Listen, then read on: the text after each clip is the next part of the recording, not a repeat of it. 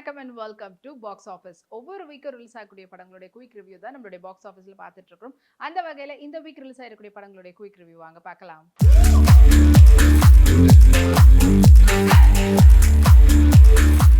இப்போ நம்மளுடைய பாக்ஸ் ஆஃபீஸ்ல நம்ம பார்க்க போற திரைப்படம் பைசன். துருவ் விக்ரமுடைய நடிப்புல மாரி செல்வராஜுடைய டைரக்ஷன்ல வெளிவந்திருக்கக்கூடிய திரைப்படம் தான் பைசன். பைசன் படத்தினுடைய சினிமோட்டோகிராஃபர் எழிலரசு, படத்தினுடைய editor Sakthi Thiru, music director Nivas K Prasanna and படத்தை வந்து எழுதி இயக்கியிருக்கிறாரு மாரி செல்வராஜ். படத்துல முக்கியமான கதாபாத்திரத்துல துருவ் விக்ரம், அனுபமா பரமேஸ்வர், லால், அமீர், பசுபதி, ரஜிஷா மற்றும் பலர் நடிச்சிருக்கிறாங்க. இந்த படத்தினுடைய ஒன்லைன் ஸ்டோரி, துருவ் விக்ரம் வந்துட்டு ஒரு நேஷனல் பிளேயரா, அதாவது இன்டர்நேஷனல் லெவல்ல கபடி பிளேயரா ஆடணும் அப்படின்றது அவருடைய ஆசை. ஸோ அதுக்காக என்னெல்லாம் பண்றாரு, அது என்னெல்லாம் வந்து அவருக்கு நடக்குது அப்படின்றது தான் படத்தினுடைய ஒன்லைன் ஸ்டோரி. துருவ் விக்ரம் வந்து கபடி பிளேயரா ஆகணுன்றது அவருடைய நீண்ட நாள் கனவா இருக்குது. ஸோ அதுக்கான பல முயற்சிகள் போட்டுட்டு இருக்காரு. ஸோ லோக்கல்ல விளையாடுறதா இருக்கட்டும். ஆனா அவர் வந்து பாத்தீங்கன்னா ஒரு தாழ்த்தப்பட்ட ஒரு சமூகத்தை சேர்ந்தவர்னதுனால ஊருக்குள்ளவே அந்த பஞ்சாயத்து எல்லாம் போகிறதுலாம் நடந்துகிட்டு இருக்கும். ஸோ எப்பவும் போல இருக்க மாதிரி மாரி செல்வராஜுடைய படங்கள் எதை பத்தி பேசுமோ அதே விஷயம் தான் இந்த படமும் பேசியிருக்குது. அண்ட் ஒவ்வொரு ஸ்போர்ட்லயும் கூட எந்த அளவுக்கு இந்த மாதிரியான காஸ்டிசம் ஒருத்தவங்களை வந்து வெளியில வர விடாம உயர விடாம தட்டி அமுக்குறாங்கன்றதை பத்தியும் இந்த படம் வந்து காட்டியிருக்குது. ஸோ துருவ் விக்ரம் ஒரு ஃபர்ஸ்ட் ஆஃப் ஆல் ஒரு ஸ்போர்ட்ஸ் பிளேயர், ஒரு கபடிக்காக பண்றாங்கன்னா அவங்களோட ஃபிட்னஸ் எப்படி இருக்கும்ன்றதை பத்தி காட்டுற விதத்துல அவருடைய அந்த டிரான்ஸ்ஃபர்மேஷன் காட்டுறதா இருக்கட்டும், அதுக்காக அவர் பண்ணக்கூடிய ஹார்ட் ஒர்க் ரியலி செம்மையா இருக்குது. உண்மையாலே அவர் வந்து அவ்வளவு தூரம் அப்பா பேரை காப்பாற்றுற விதத்திலே பண்ணியிருக்காரு சொல்லலாம். எந்த அளவுக்கு விக்ரம் அவர்கள் வந்து பாடியெல்லாம் இது பண்ணுவாரோ ஸோ அதே போல் இவங்களும் பண்ணியிருக்காங்க. அண்ட் அந்த டிரான்ஸ்ஃபார்மேஷனுக்கு அப்புறம் பார்த்தீங்கன்னா அழக பெருமாள் அவங்களுடைய வேர்ஷன் ஆஃப் ஆக்டிங்.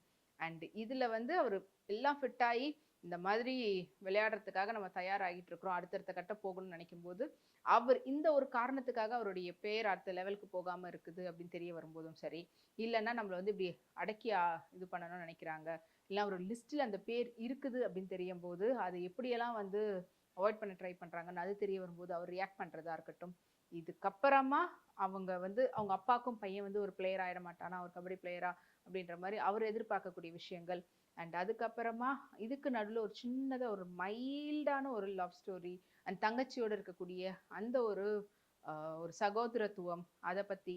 ஸோ இது எல்லாமே சேர்ந்து ஃபைனலாக அவர் வந்து இன்டர்நேஷ்னல் கபடி பிளேயரா ஆனாரா இல்லையா, அவர் வந்து வின் பண்ணாரா இல்லையா, இவரால் இந்தியாவுக்கு பேர் வாங்கி தர பிடிச்சதா இல்லையா, இல்லைன்னா அவர் இருக்கக்கூடிய அந்த ஊருக்கு என்ன மாதிரி நடந்தது, இது எல்லாத்தையும் உடச்சிக்கிட்டு கடைசியாக என்ன பண்ணுறாருன்றது தான் படத்தினுடைய ஃபைனல் கிளைமேக்ஸ்.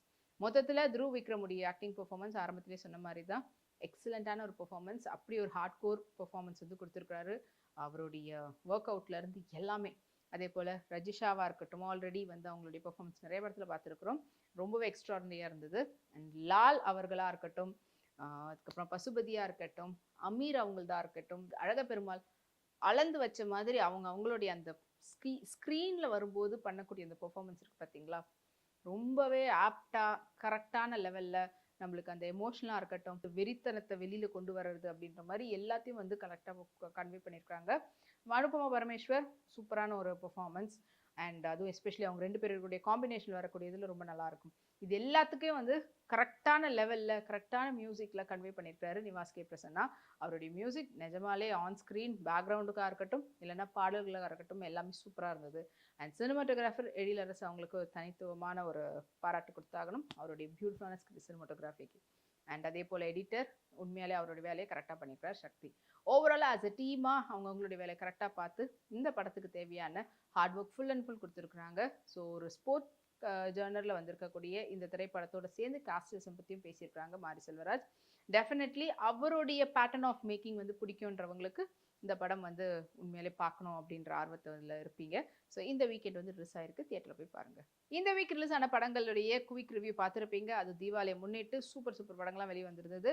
அண்ட் இதே போல் நெக்ஸ்ட் வீக் ரிலீஸ் ஆகக்கூடிய படங்களுடைய குவிக் ரிவ்யூவோட உங்களை அடுத்த பாக்ஸ் ஆஃபீஸில் மீட் பண்ணுறேன். அது வரைக்கும் நீங்கள் உடனுக்குடன் சினிமா அப்டேட்ஸ் மற்றும் டீடைல் ரிவ்யூலாம் பார்த்து தெரிஞ்சுக்கிறதுக்கு நம்மளுடைய வீப்ளெக்ஸ் தளத்தையும் வீப்ளே யூடியூப் சேனலையும் சப்ஸ்கிரைப் பண்ணி எல்லா வீடியோஸ் பார்த்து என்ஜாய் பண்ணுங்கள். Take care and bye.